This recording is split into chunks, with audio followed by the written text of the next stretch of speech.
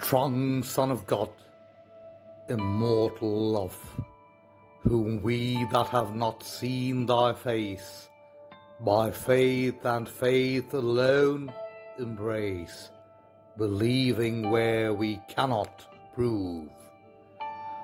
Thine are these orbs of light and trade, thou madest life in man and brute, thou madest death, and lo, thy foot is on the skull which thou hast made. Thou wilt not leave us in the dust. Thou madest man, he knows not why. He thinks he was not made to die, and thou hast made him. Thou art just. Thou seemest human and divine, the highest, holiest mannered thou.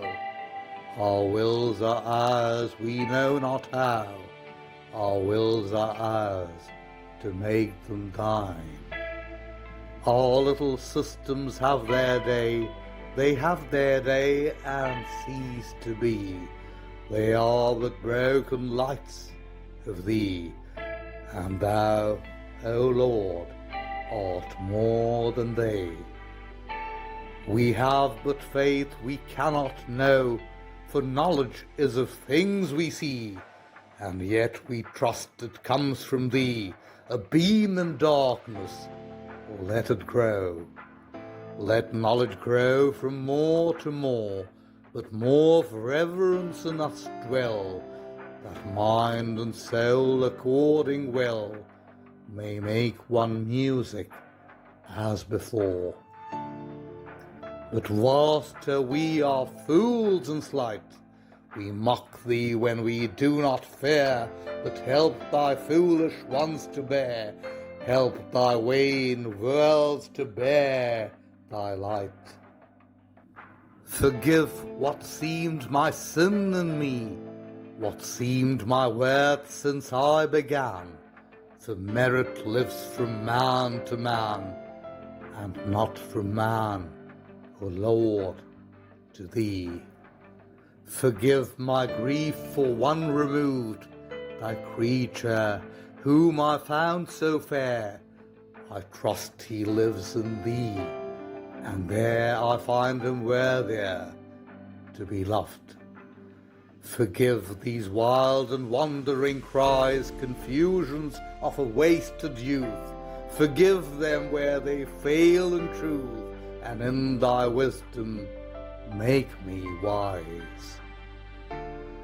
I held with truth with him who sings, to one clear harp and diverse tones, that men may rise on stepping stones of their dead selves to higher things.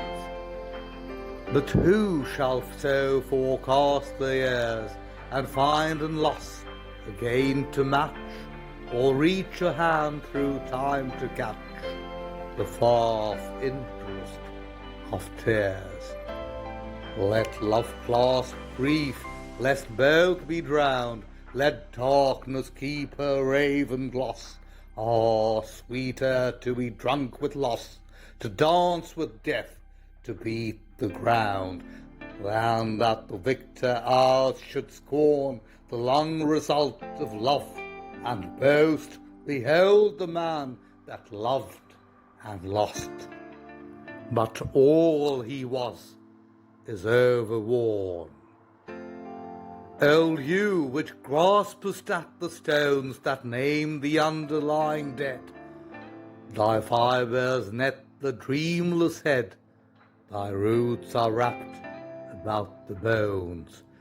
The seasons bring the flower again, and bring the firstling to the flock, and in the dusk of thee the clock beats out the little lives of men. Oh, not for thee the glow, the bloom, who changest not in any gale, nor branding summer suns avail to touch thy 1,000 years of gloom. And gazing on thee, sullen tree, sick for thy stubborn hardihood, I seem to fail from out my blood, and grow incorporate into thee. O sorrow, cruel fellowship, O priestess in the vaults of death, O sweet and bitter in a breath, what whispers from thy lying lip? The stars, she whispers, blindly run, a web is woven across the sky, from out waste places comes a cry, and murmurs from the dying sun. And all the phantom nature stands, with all the music in a tone, a hollow echo of my own, a hollow form with empty hands. And shall I take a thing so blind, embrace her as my natural good, or crush her like a vice of blood upon the threshold of the mind? To sleep I give my powers away, my will is bondsman to the dark.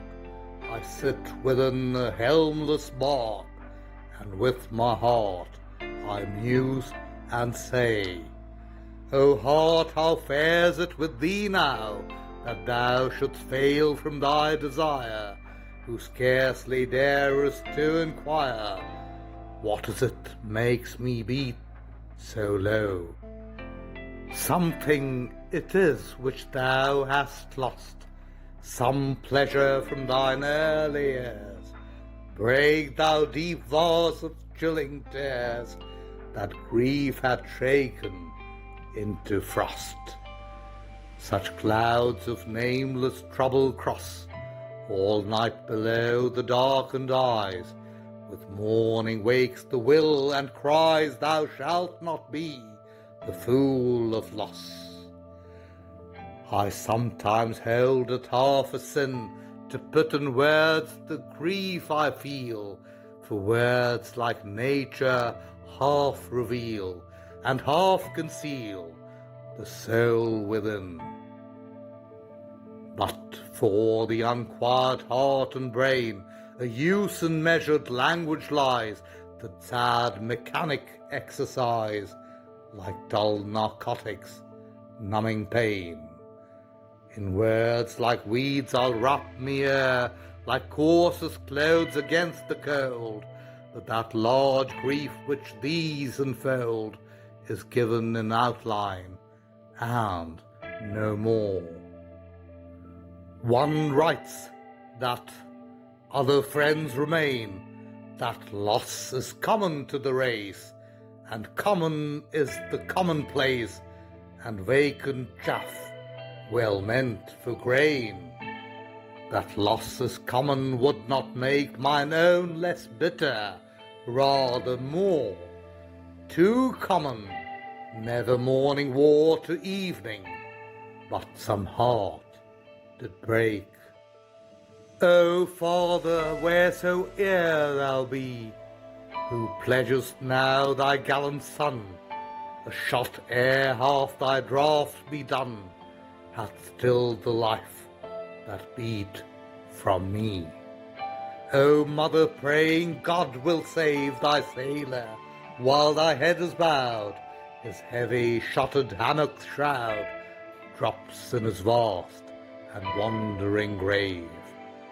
Ye know more than I, who wrought at that last hour to please him well, who mused on all I had to tell, and something written, something taught, expecting still his advent home, and ever met him on his way, with wishes thinking, here today, or here tomorrow, will he come? Or somewhere meek, unconscious dove, that sittest strange in golden hair, and glad to find thyself so fair, poor child, that waitest for thy loss. For now her father's chimney glows in expectation of a guest, and thinking this will please him best, she takes a riband or a rose.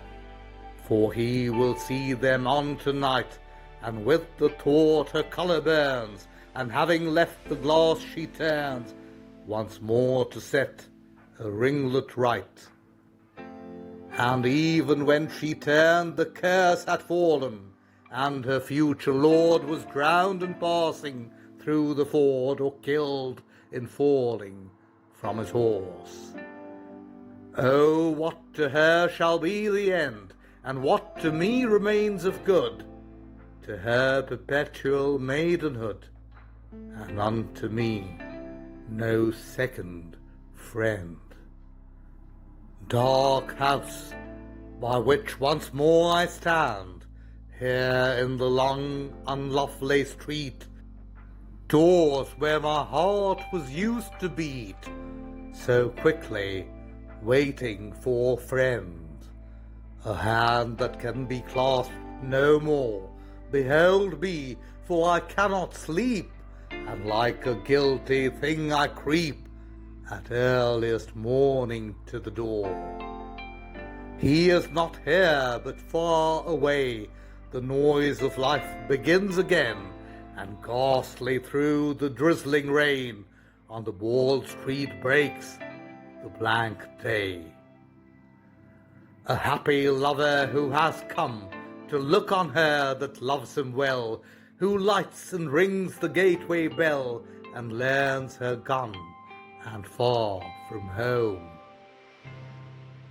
He saddens, all the magic light dies off at once from bar and hall, and all the places dark, and all the chambers emptied of delight.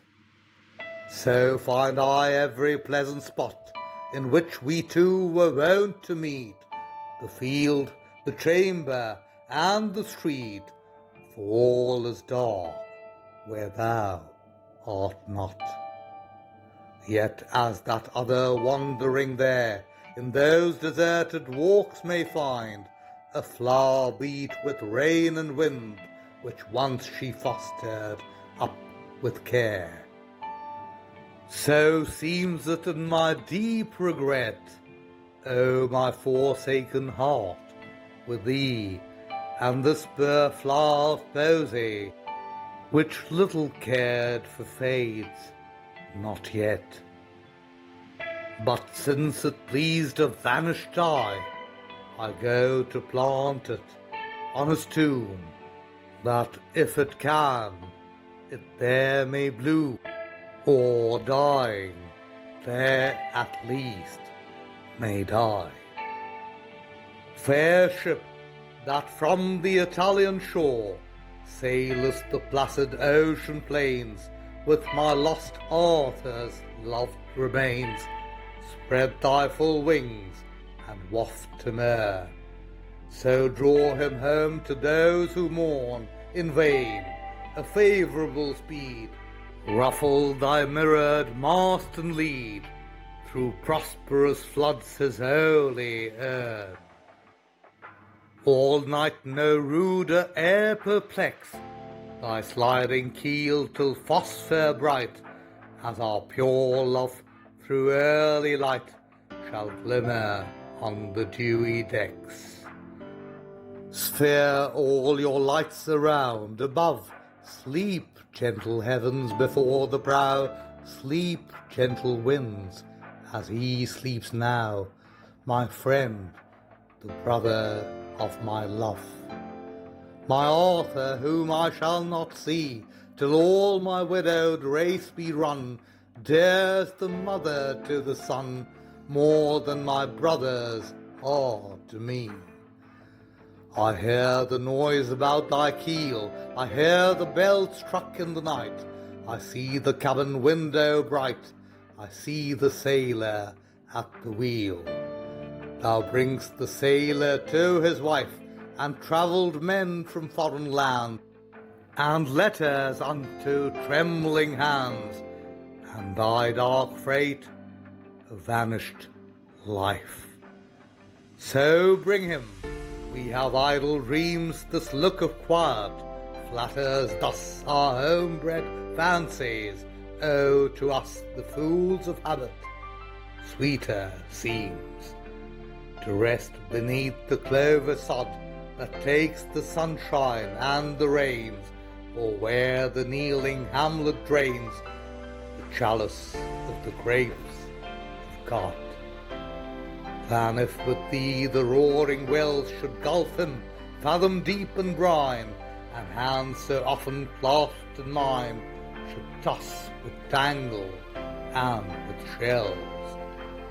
Calm as the morn without a sound, calm as to soothe a calmer grief, and only through the faded leaf the chestnut battering to the ground. Calm and deep peace on this high world, and on these dews that drench the fairs, and all the sylvie gossamers that twinkle into green and gold. Calm and still light on yon great plain that sweeps with all its autumn bars, and crowded farms and lessing towers to mingle with the bounding main. Calm and deep peace in this wide air, these leaves that redden to the fall, and in my heart if calm at all, if any calm, a calm despair. Calm on the seas and silver sleep, and waves that sway themselves in rest, and dead calm in that noble breast which heaves but with the heaving deep. Low as a dove when up she springs to bear through heaven a tale of woe, some dolorous message knit below the wild pulsation of her wings. Like her I go, I cannot stay, I leave this mortal ark behind, a weight of nerves without a mind, and leave the cliffs and haste away. Ocean mirrors rounded large, and reach the glow of southern skies, and see the sails at distance rise, and linger weeping on the marge, and saying, "Come heed thus, my friend, is this the end of all my care?" And circle moaning in the air, "Is this the end? Is this the end?" And forward dart again and play about the prow, and back return to where the body sits, and learn that I have been an hour away. Tears of the widower when he sees a late lost form that sleep reveals, and moves his doubtful arms and feels her place is empty, fall like these, which weep a loss forever new, a void where heart on heart reposed, and where warm hands have pressed and closed, silence till I be silent too, which weep the comrade of my choice, an awful thought, a life removed, the human-hearted man I loved, a spirit, not a breathing voice. Come, time, and teach me many years, I do not suffer in a dream, for now so strange do these things seem, mine eyes have leisure for their tears. My fancy's time to rise on wing, and glance about the approaching sails, as though they brought but merchants' bales, and not the burden that they bring. If one should bring me this report, that thou hadst touched the land today, and I went down unto the quay, and found thee lying in the port, and standing muffled round with woe, should see thy passengers in rank come stepping lightly down the plank, and beckoning unto those they know. And if along with these should come the man I held as half divine, should strike a sudden hand in mine, and and ask 1,000 things of home. And I should tell him all my pain, and how my life had drooped of late, and how he should sorrow o'er my state, and marvel what possessed my brain. And I perceived no touch of change, no hint of death in all his frame, that found him all in all the same. I should not feel it to be strange. Tonight the winds begin to rise, and roar from yonder dropping day. The last red leaf has whirled away, the rooks are blown about the skies.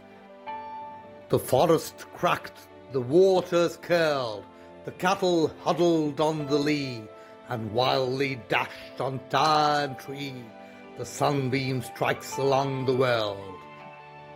And but for fancies which aver that all thy motions gently pass athwart a plain of molten glass, I scarce could brook the strain and stir that makes the barren branches loud.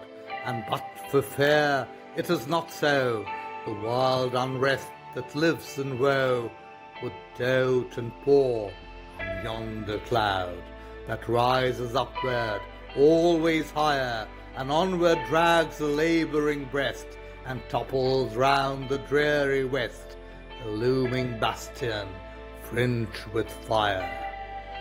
What words are these have fallen from me? Can calm despair and wild unrest be tenants of a single breast, or sorrow such a changeling be? Or cloth she only seemed to take the touch of change and calm or storm, but knows no more of transient form in a deep self than some dead lake that holds the shadow of a lark hung in the shadow of a heaven? Or has the shock so harshly given confused me like the unhappy bark that strikes by night a craggy shelf, and staggers blindly ere she sink, and stunned me from my power to think, and all my knowledge of myself, and made me that delirious man whose fancy fuses old and new, and flashes into false and true, and mingles all without a plan? Thou comest, much wept for, such a breeze compelled thy canvas, and my prayer was as the whisper of an air to breathe thee over lonely seas. For I in spirit saw thee move through circles of the bounding sky. Week after week the days go by. Come quick, thou bringest all I love. Henceforth where thou mayest roam, my blessing like a line of light is on the waters day and night, and like a beacon guards thee home.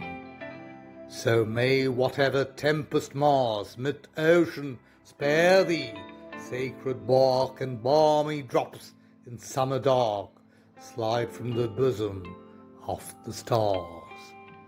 So kind an office hath been done, such precious relics brought by thee, the dust of him I shall not see till all my widowed race be run.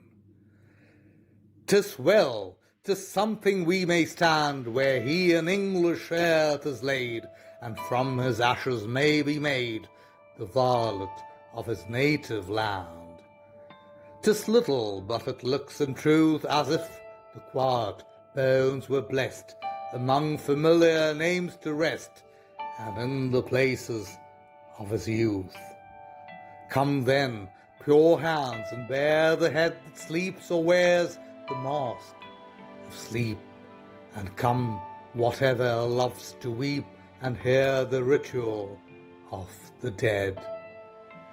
Oh, yet, even yet, if this might be, I, falling on his faithful heart, would breathing through his lips impart the life that almost dies in me, that dies not, that endures with pain and slowly forms the firmer mind, treasuring the look it cannot find, the words that are not heard again. The Danube to the Severn gave the darkened heart that beat no more. They laid him by the pleasant shore, and in the hearing of the wave. Where twice a day the Severn fills, the salt sea water passes by, and hushes half the babbling Wye, and makes a silence in the hills. The Wye is hushed, nor moved along, and hushed my deepest grief of all, when filled with tears that cannot fall, I brim with sorrow, drowning song. The tide flows down, the wave again is vocal in its wooded walls, my deeper anguish also falls, and I can speak a little then. The lesser griefs that may be said, that breathe 1,000 tender vows, are but as servants in a house, where lies the master newly dead, who speak their feeling as it is, and weep the fullness from the mind. It will be hard, they say, to find another service such as this. My lighter moods are like to these, that out of words a comfort win, but there are other griefs within, and tears that at their fountain freeze. For by the heart the children sit, cold in that atmosphere of death, and scarce endure to draw the breath, or like to noiseless phantoms flit. But open converse is there none, so much the vital spirits sink, to see the vacant chair and think, how good, how kind, and he is gone. I sing to him that rests below, and since the grasses round me wave, I take the grasses of the grave, and make them pipes whereon to blow. The traveller hears me now and then, and sometimes harshly will he speak. This fellow would make weakness weak, and melt the waxen hearts of men. Another answers, let him be. He loves to make parade of pain, that with his piping he may gain the praise that comes to constancy. A third is wrath. Is this an hour for private sorrow's barren song, when more and more the people throng the chairs and thrones of civil power? A time to sicken and to swoon, when science reaches forth her arms, to feel from world to world and charms a secret from the latest moon. Behold, ye never speak an idle thing, ye never knew the sacred dust. I do but sing because I must, and pipe but as the linnets sing. And one is glad, her note is gay, for now the little ones have ranged. And one is sad, her note has changed, because her brood is stolen away. The path by which we twain did go, which led by tracts that pleased us well, through 4 sweet airs arose and fell, from flower to flower, from snow to snow. And we with singing cheered the way, and crowned with all the season lent, from April unto April went, and glad at heart from May to May. But where the path we walked began to slant the 5th autumnal slope, as we descended following hope, there sat the shadowed Fyrd of man, who broke our fair companionship, and spread his mantle dark and cold, and wrapped thee formless in the fold, and dulled the murmur on my lip, and bore thee where I could not see, nor follow, though I walk in haste, and think that somewhere in the waste the shadow sits and waits for me. Now sometimes in my sorrow shut, or breaking into song by fits, alone, alone to where he sits, the shadow cloaked from head to foot. Who keeps the keys of all the creeds, I wonder, often falling lame, and looking back to whence I came, or on to where the pathway leads, and crying, how changed from where it ran, through lands where not a leaf was dumb, but all the lavish hills would hum the murmur of a happy band, when each by turns was guide to each, and fancy light from fancy caught, and thought leaped out to wed with thought, ere thought could wed itself with speech. And all we met was fair and good, and all was good that time could bring, and all the secret of the spring moved in the chambers of the blood. And many an old philosophy on Argive heights divinely sang, and round us all the thicket rang to many a flute of Arcady. And was the day of my delight as pure and perfect as I say, the very source and fount of day is dashed with wandering isles of night.